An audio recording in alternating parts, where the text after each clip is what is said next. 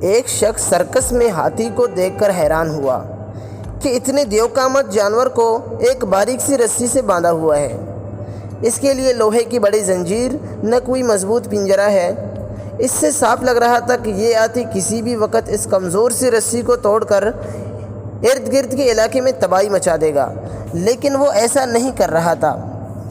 اس آدمی نے اس ہاتھی کے قریب موجود مالک سے اس کی وجہ پوچھی کہ چھوٹی سی رسی کے ساتھ اتنا بڑا جانور باندھا ہوا ہے، کیا یہ اس رسی سے خود کو آزاد نہیں کروا سکتا؟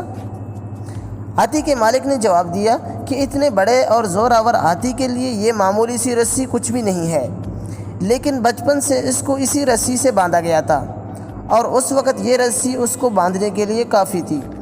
اگرچہ رفتہ رفتہ یہ ہاتھی بڑا ہوتا گیا، لیکن اس کی سوچ وہی رہی کہ وہ اس معمولی سی رکاوٹ کو توڑ کر بھاگ نہیں سکتا۔ ہمارا حال بھی اس ہاتھی کی طرح ہے۔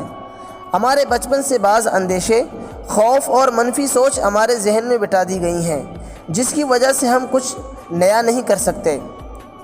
ہم کچھ نہیں کر پائیں گے، لوگ کیا کہیں گے، یہ کام میرے بس کا نہیں ہے، اس سے پہلے کسی نے ایسا کام سر انجام نہیں دیا، میں ناکام ہو جاؤں گا وغیرہ جیسی سوچ اور انجانے خوفوں سے ہم جکڑے ہوئے ہیں۔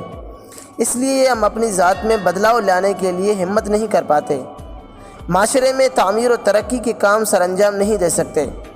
ہمیں چاہیے کہ ان انجانے اندیشوں اور منفی خیالات سے باہر نکلنے کے لیے نئے وسائل اور نئے راستوں کو اپنائیں اور اپنی زندگی میں مثبت طریقے اور مثبت تبدیلیاں لا کر بہتری کی طرف قدم بڑھائیں۔ اسی طرح معاشرے میں پہلی منفی سوچ کی چکی میں پسنے کے بجائے لوگوں کے اندر مثبت سوچ پیدا کرنے کی کوشش کریں۔ اپنی زندگی میں انقلابی تبدیلی پیدا کرنے کے لیے کمفرٹ زون سے باہر نکلیں، ورنہ ہم بھی غیر حقیقی چیزوں اور منفی سوچ کی رسی کے ساتھ ایک ہی جگہ ساری زندگی بندھے پڑے رہیں گے۔